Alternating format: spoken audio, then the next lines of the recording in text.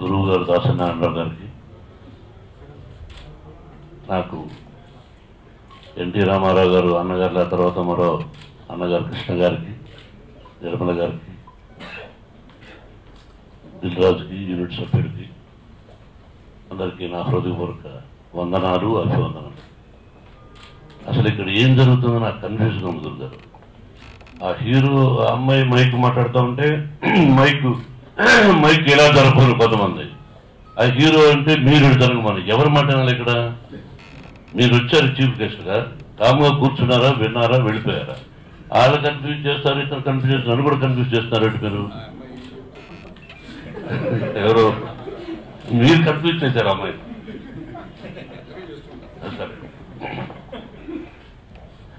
నవీన్ గురించి గురుగారితో తండ్రి కొడుకులు ఎప్పుడు అలాగే ఉండాలి. అవునా కదా? చెప్పండి మీరు. ఈ పక్క ఒక ఉత్తర ధ్రువం దక్షిణ ధ్రువంలా ఉండకూడదు. తల్లి తండ్రుల కొడుకులు అంటే తండ్రి కుమారులు ఒక వయసు వచ్చిన తర్వాత స్నేహితుల్లా ఉండాలి. అందుకే మా గురువుగారితో అప్పుడప్పుడు, ఇంతకుముందు ఆయన నన్ను తిట్టేవాడు, కోపం చేసుకునేవాడు. నేను తిట్టను కానీ చదువు కొన్ని సరదాగా ఇలా మాట్లాడుతుంటాను. అది నాకు ఇష్టం. ఒక తండ్రిని అలా మాట్లాడు. కృష్ణ గారిని గురించి చెప్పాలి ఇక్కడ ముఖ్యంగా. ఎంత గొప్ప సంస్కారవంతుడు అని చెప్పడానికి చాలా సంవత్సరాలు ఇలా వేదిక మీదకి రావడం. ఆ మధ్య ఇప్పుడు ఈ అసోసియేషన్ ఏదో ఫిలిం నగర్ ఏదో 70 ఏదో కలిసాం. కానీ ఈ రోజు నాకు కృష్ణ గారి గురించి నేను చెప్పక్కర్లే, ఆంధ్రప్రదేశ్ అంతా తెలుసు. నేను ఒకసారి నన్ను ఎక్కువగా విలన్గా ఎంకరేజ్ చేసింది కూడా ఆయనే. ఆయన సినిమాలో నేను అసిస్టెంట్ ఎడిటర్గా పనిచేశాను. ఆయన సినిమాలో ఆ తర్వాత అసోసియేట్గా పనిచేశాను. భక్త రావయ్య అనేవారు. నా పేరు భక్తవత్సలం, మీ అందరికీ తెలుసు. అది మార్చింది మా గురువు దాసనారాయణరావు గారు, మోహన్ బాబుని. భక్త అనేవాడు.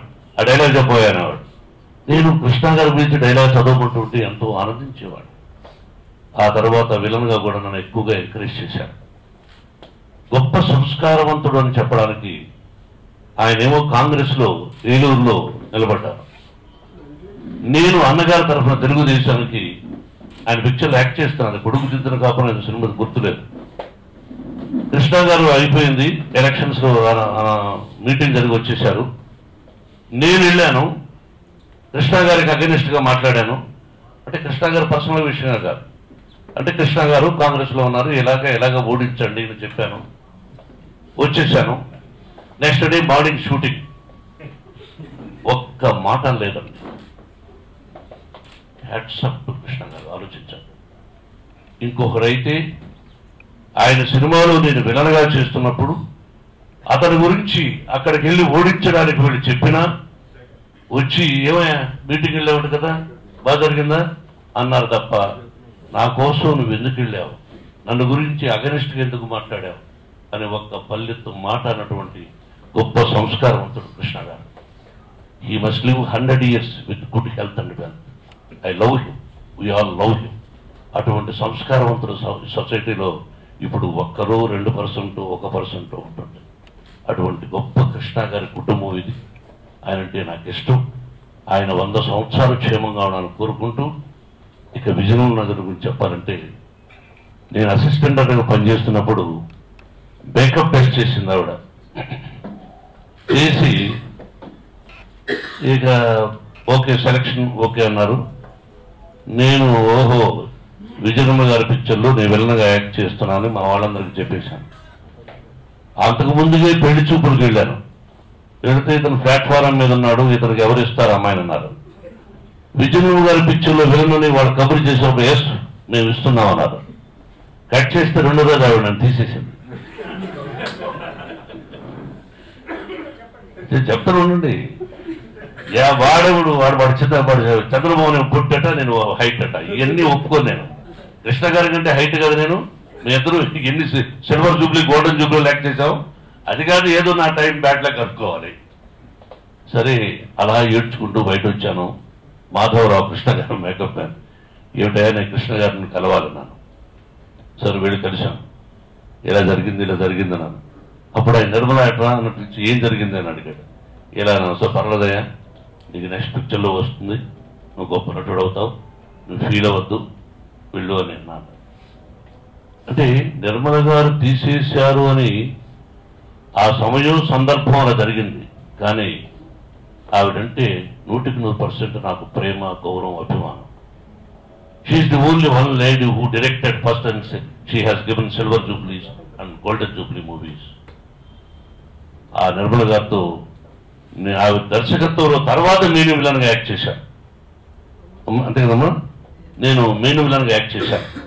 ఆ రోజు నుంచి ఈ రోజు వరకు ఆ ప్రేమ, గౌరవం, అభిమానం, పెద్ద చిన్న అనేది మాకు ఉంది. కాబట్టి మా ఇంటిలో పాటి వి ఆల్ లవ్ హర్, ప్రేమిస్తాం, గౌరవిస్తాం. అంత మంచి సంస్కారవంతురాలు ఆవిడ కూడా. ఆవిడ నిన్న ఫోన్ చేసి, నేను తిరుపతిలో ఉన్నాను, ఈరోజు నాకు అక్కడ ప్రోగ్రామ్స్, రేపు మళ్ళీ ప్రోగ్రామ్స్, కాలేజీ విషయాలు. ఆవిడ ఫోన్ చేసి, బాబు రావాలంటే తప్పకుండా వస్తానని చెప్పేసి ప్రోగ్రామ్స్ క్యాన్సిల్ చేసుకొని, మా గురువుగారు కూడా ఎక్కడికో విజయవాడ రేపు వెళ్ళాలంటే ఆయన ఫోన్ చేయగలరు. ఈరోజు వచ్చాను, చాలా సంతోషం దీనిలో ఈ సభలో పాల్గొనడం. నాకు నరేష్ అంటే బాగా ఇష్టం, ఒక తమ్ముళ్ళలాగా. మీ ఇద్దరు కలిసి యాక్ట్ చేశాను కూడా. నరేష్ కుమారుడు ఈరోజు నవీన్ మా కుటుంబంలో మాకు ఒక బిడ్డలాగా, మా ఇంటికి వస్తూ పోతూ మాకు అత్యంత బిడ్డ అంటే బిడ్డే. విష్ణు, మనోజ్ తర్వాత అతను బిడ్డలాగా. ఇట్స్ అ వండర్ఫుల్ ఎడిటర్, ఒక టెక్నీషియన్ ఎప్పుడు గొప్పవాడు అవుతాడు, ఆర్టిస్ట్ అయినా కూడా. కాబట్టి నేను అతను లావుగా ఉండడం చూసి షాక్ అయ్యి ఏంట్రా అనేవాడిని. మనోజు, నువ్వు ఏంట్రా మీరు సనబడండి అని. తను హీరో అవ్వాలని కసితో, కృషితో, yes I want to prove as a hero, I want to reduce my body అని ప్రూవ్ చేసి ఈ పర్సనాలిటీ తెచ్చుకున్నానంటే రియలీ హ్యాట్స్ అప్ టు మరి lovely son Naveen. Hats up, చక్కగా ఉన్నావు. ఇక సినిమా ఎలా ఆడుతుంది, ఆడుతున్నది భగవంతుని ఆశీస్సులు. మంచి టైటిల్ పెట్టారు, నందిని అని.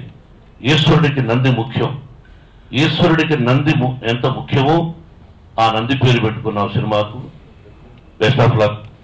ఈ సినిమా గొప్ప విజయాన్ని సాధించాలని, నువ్వు సినిమా పరిశ్రమలో వన్ ఆఫ్ ది టాప్ హీరోగా ఉండాలని ఆ షిరిడి సాయినాథ్ని, వెంకటేశ్వరుని, ఈశ్వరుణ్ణి, ఆ కళామ తల్లిని కోరుకుంటూ సెలవు తీసుకున్నాను. Thank you very much.